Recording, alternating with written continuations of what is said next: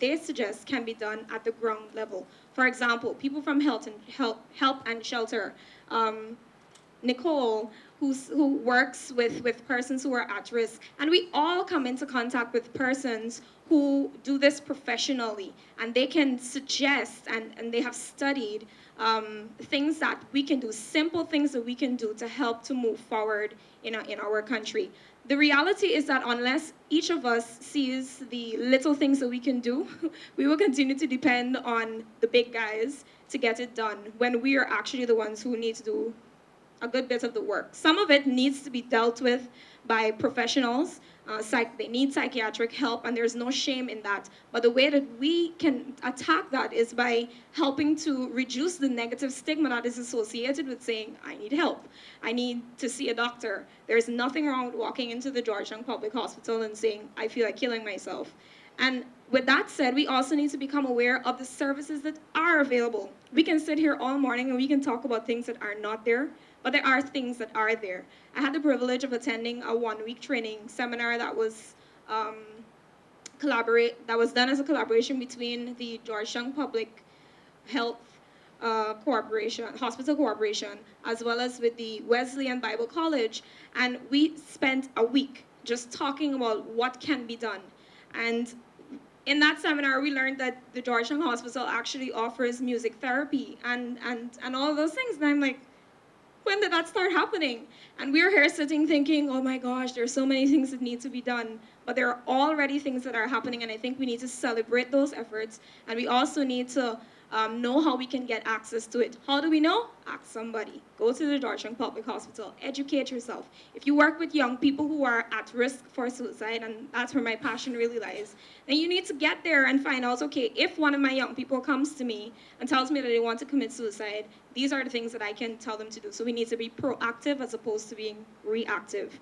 There are plans being made to integrate the mental health training in the Sarasota College of Education's curriculum. We were made aware of that at this seminar, and I think that's something that we can celebrate as well. I would also like to point out that the Guyana Foundation has done quite a bit of research, or has brought persons who have done research on suicide. Some of it was actually published in the newspapers. I think it was sometime last year, late last year. So there is work that is being done. There is a lot more that can be done. And I've always been an advocate for us also raising awareness of the scope for employment in mental health. So for example, more young people need to know that if you're thinking about what to do with the rest of your life, hey, maybe you can become a psychologist. Maybe you can specialize in mental health treatment, right? So we need to do more promotion of what persons can do with the rest of their lives, because we have a problem where we have less than 10 psychiatrists servicing the entire of Guyana, where we have the WHO projected we have about 122,000 at least persons who are suffering with mental health issues that require treatment, almost immediately. And so in response to those needs, and we can't respond to the needs unless we know that they exist, right?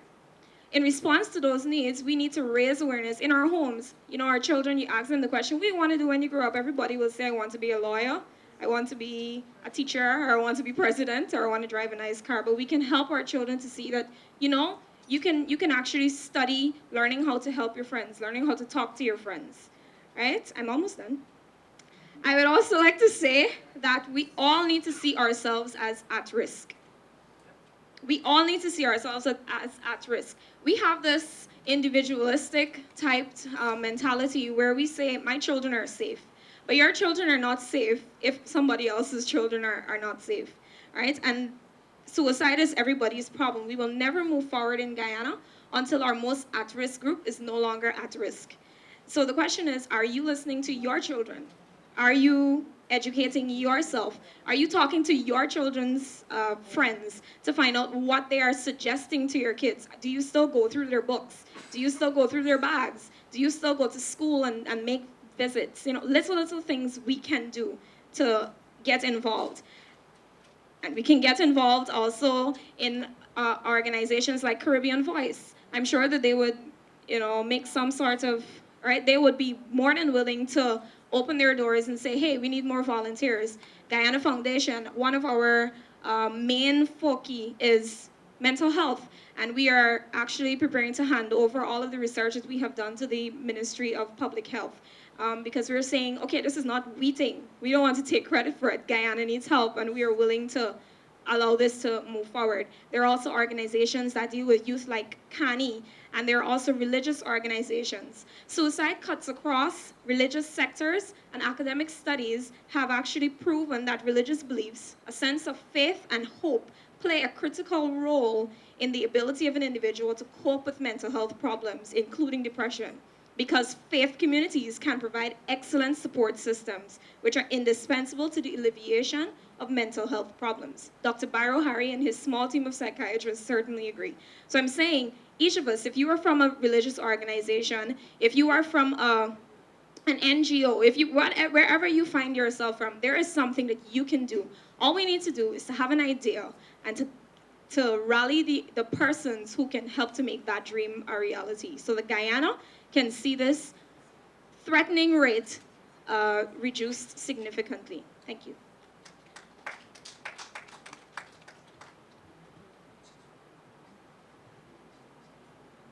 Yeah, that's not. Yeah. Yeah. I would like to repeat or rather emphasize that the Caribbean Voice is open. We are willing to welcome all and sundry. If you think you can be a part of us, please talk to us, because we envisage an organization that will eventually have cells across the length and breadth of this country. But also, this is not a Caribbean Voice thing. So we want to be able to say, Guyana Foundation, we want to work with you. ACTA, we want to work with you. Dharmic Home Youth, we want to work with you. So that if you're organizing stuff in your area, if stuff can be organized in your area, we don't need to go into spending all that money to take a team from Georgetown down there. We can provide you with some of the logistic support. We can provide you with some of the technical support. We combine and share the cost, and we still get the work done. So that kind of collaboration is one of the things that we want to arise out of this. All right? And in terms of educating yourself, researching and learning, I want to make this one point, and I learned this from NERCA. First, you got to get rid of all the baggage you have inside. All the preconceived views and opinions and notions that you had before, throw them aside. Let the mind be blank. You start the process of educating yourself based on having a blank sheet as a mind. Otherwise, those previous views and opinions and so on are going to color the way you learn. And I speak from experience because I've seen it. I myself used to be like that. Thank you, Norka.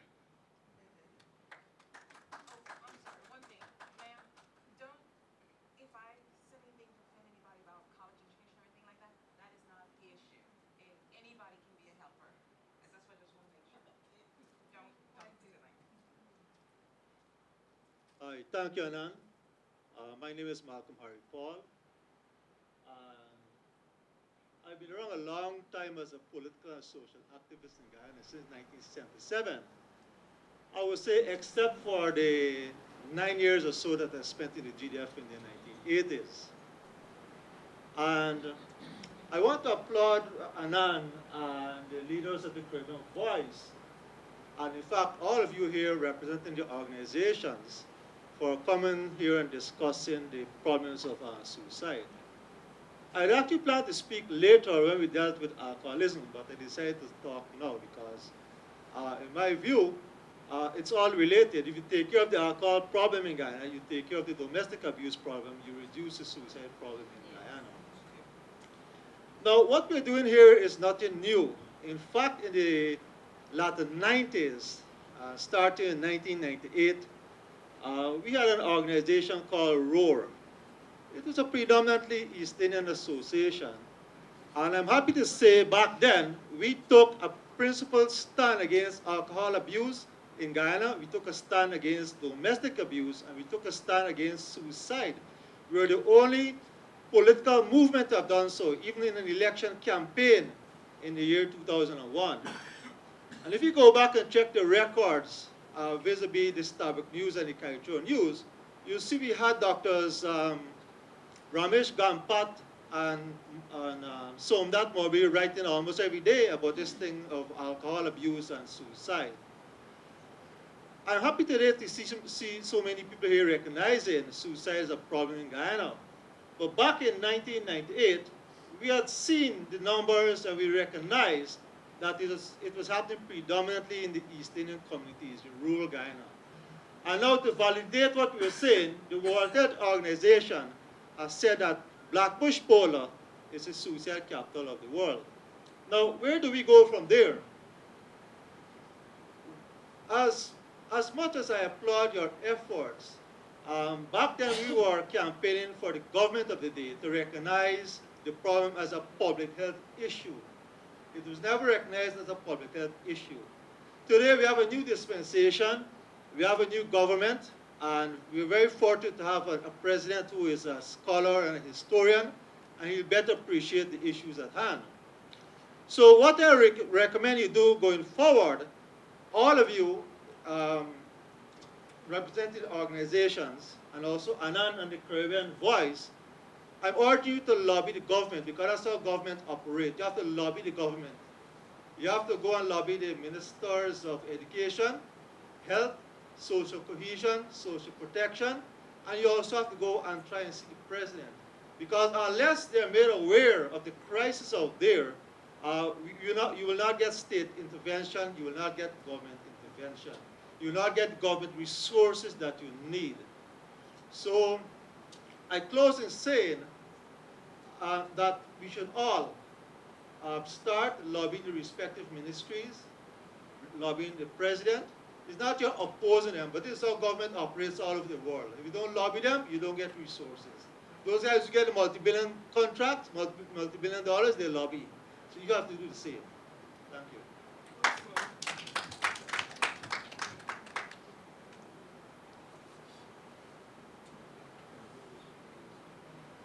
Our campaign, we have reached out to a lot of organizations in Guyana. A lot of them have been working with us from the very inception, and we are already in the process of setting up meetings with members of the cabinet, and we would love to have others involved, so again, we will reach out. Because lobbying cannot be done by forces that seem to be weak. The more of us come together for a lobby, the greater the chances of us succeeding. So that has to be the situation. We can't, I'm going to be frank here. What we found in the Caribbean Voice is, yes, there are a lot of NGOs on the ground. There are a lot of individual activists and advocates on the ground. But there is too much individualism in the process.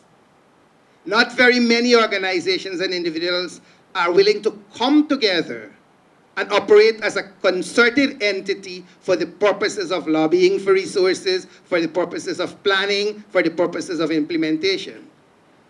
I don't know what the reasons are, but if you feel that doing so means you're going to lose your individuality, that is not so. We're not asking you to give up your individuality and your identity and subsume yourself to the Caribbean Voice. We're saying, let us join forces so we can have more voices and we can be stronger.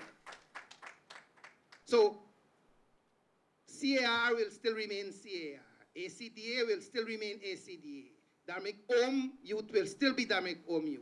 Guyana Foundation will still be Guyana Foundation. But rather than Caribbean Voice alone approaching a minister, if Caribbean Voice goes with Dharmic Om and ACDA and CAR and Guyana Foundation, imagine the difference. Imagine the difference. That is one of the next steps we want to take. And we hope, and we do have quite an extensive list of organizations and contacts. At this point, I think we have the most extensive list of organizations and contacts. And we're adding to that because we need that to do the mapping that we're going to do also. We pray and hope that when we approach you to say, this is what we want to do, how can you be involved? That we're not going to get a rejection, we're not going to get a no. We're going to say, okay, let's talk and see how we can be involved. All right? We will still continue on suicide, but we're also going to segue into what the second plenary would have been about, sexual crimes, rape, incest, all that kind of thing. So you can expand your contribution to include those at this point in time for the next 40, 45 minutes or so.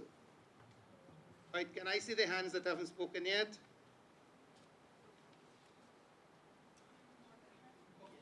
You, then you, then.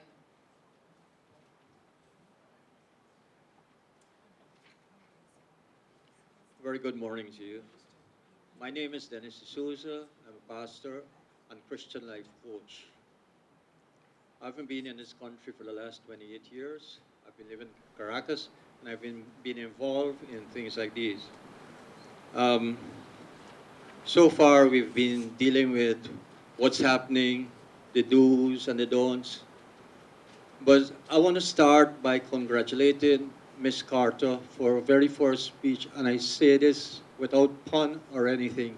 You know why? Because of her love and her passion for what she does, that's why she broke down. And that's where we have to start. You know, we're always given solutions. This is what you must do. This is what we, but why aren't we doing it? Right? We're not doing it because we don't have a love for it. My colleague here says that she found a lot of things on Google. Why aren't we all finding the same things on Google?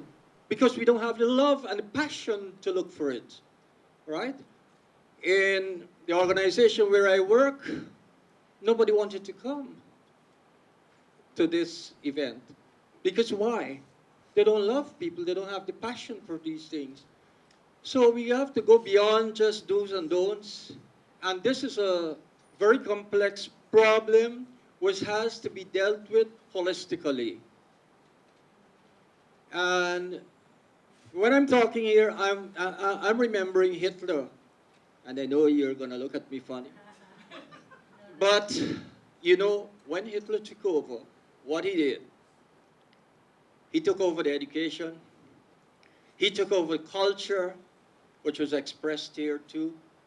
He even took over the family, calling himself the Fuhrer, the father. So we got to tackle this thing in all its aspects, the educational process. I hear somebody saying that she doesn't have education. She doesn't have formal academic training. So we don't even, sometimes we don't even know the real deep meaning of education, using what we have to get what we want. We have to know where we are. That's why we're talking about statistics. But my friends have said there are a lot of things that are going on. So we come back to love. We come back to interest and passion for these things. Okay? So know where we are, know where we're going, and know how we're going to get there. Okay? So, having said that, we've always been dealing in the past and up to now with what hasn't worked. What hasn't worked? Well, the cultural part didn't work, the education didn't work. What has worked? Hmm? Look around at other people, other places, other societies that have had these problems, have conquered these problems. How they did it, right? So we got to think out of the box sometimes. Let's look at what works, right? Have a passion for what we do, and a lot of us come today here, and I must make mention of Mr. Um, Anand, when he said, a lot of us come here with our glass filled, you know, we know, and we just come to express what we know. And so we're not listening, and so we're not hearing. So that's a very good point. When we go to these lectures, that is the attitude we should go with. So I suggest we tackle the education. Our educational system is failing, right? Because if we cannot preserve life, then what good is academic training to be a lawyer or a doctor when we wouldn't even reach there? Then in this paper it says low income occupations. What can we do in order to curb our incomes? Teach people how to make money. They reside in communities or the same communities all their lives. What can we do with tourism and encourage the people to go out, meet other people, meet other cultures, right? People talk about what you should do in the family, but how are you going to do it when parents don't know to be parents. They're not really parents. How do you become a parent? You just get married and get children? How do you become a lawyer or a doctor? You have to study to be that. Why don't we study to be parents and study to be wives and mothers and all of that? So that's some of the things we've already talked about, education, so that's a little detail. And so let's think about what works. Let's think about our educational system. Let's think about our media and tackle it holistically rather than just looking at points that we continue saying what we should do, and we don't know what drives us to do that. And so let's change our paradigm, the way we see things. Thank you. Okay, I'm going to have to be the bad guy. Let me repeat, please. Do not repeat something that has already been ventilated. Please. Do not talk about something that has already been talked about. Please. Be concise. Look, a lot of people are yawning. A lot of people are fidgety. Some people have left. We don't want this thing to be empty before we get to lunch. As a matter of fact, half the people who are pre-registered didn't even come. That's another issue we have to deal with at some point in time. Let's add something new. Each speaker, please add something new. Do not go over old ground. My appeal to you, please add something new. And as I said, we can expand to include the sexual crimes. As a matter of fact, Naka, let's ask them to talk on any one of the 4 issues that they want to, you think? Okay, so suicide, sexual crimes, alcoholism, drugs, what's the other one? Domestic, all types of abuse. So you can focus on any one of them, so that way, whatever you want to say, you will get out of the way, and let's move on. Again, please, do not repeat what has been said. Keep your contributions concise. Let's not get people falling asleep here, please.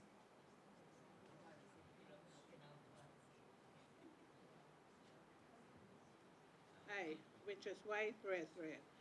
And to Mr. Anand, if I'm calling his name correctly, people sometimes have to go backwards before they go forward. So people have to make reference to other people's points in order to see what they want to see.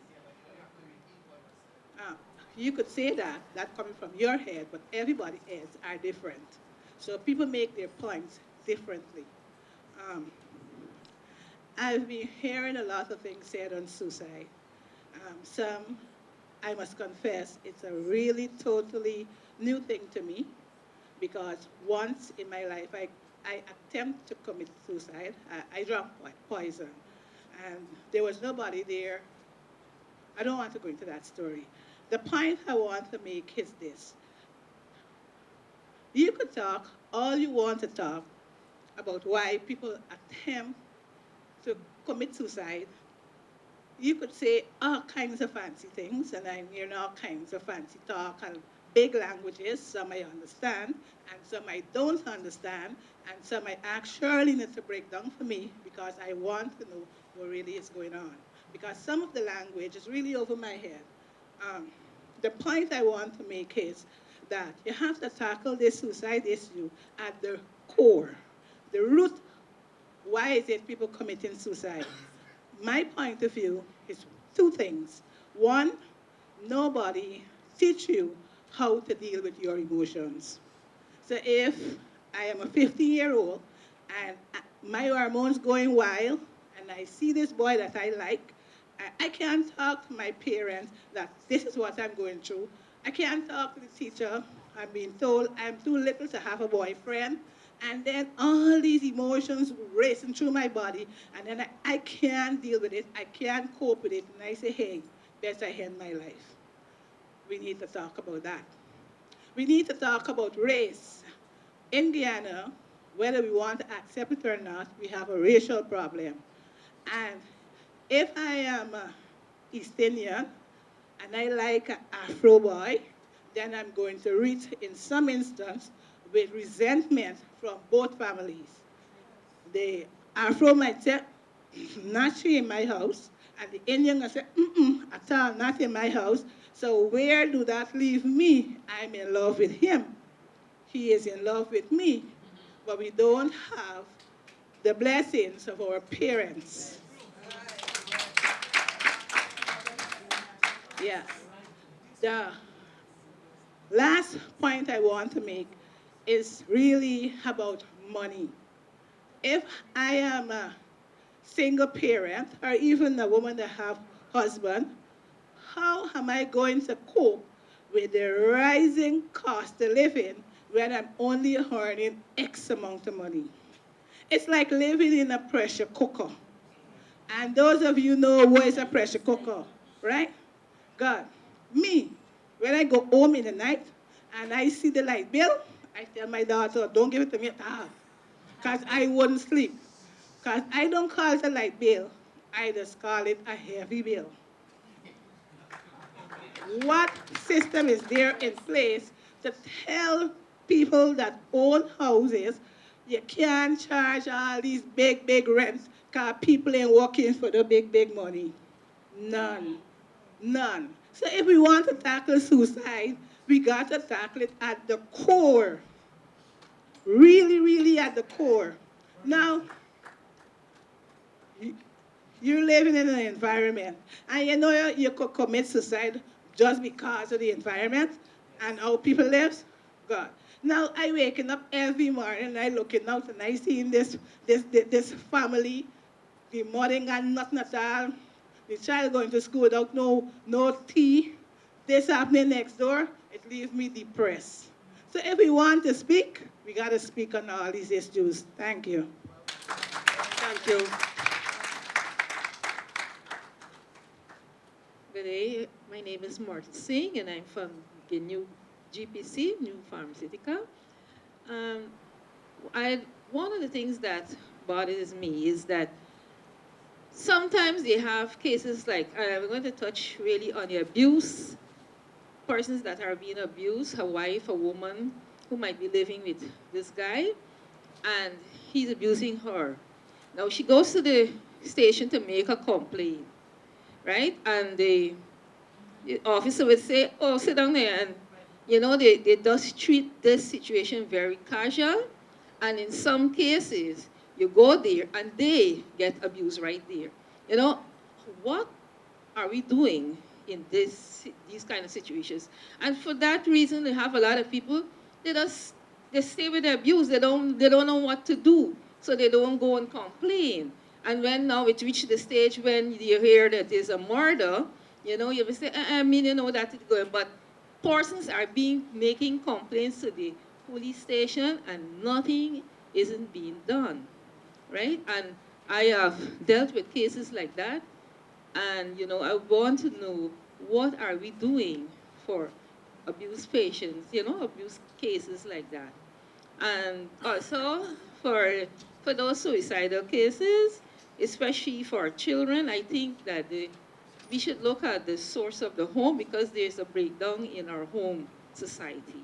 And we need to have more supportive groups. And in our society, people supporting each other, and support really helps, right? Because I can tell you, as a young girl growing up, that I experienced what it is to actually have the thought of suicide, right? And it was supportive groups that helped me to be who I am today, right? So I want to believe that support that we should have years ago in our home. A neighbor could have go and talk to another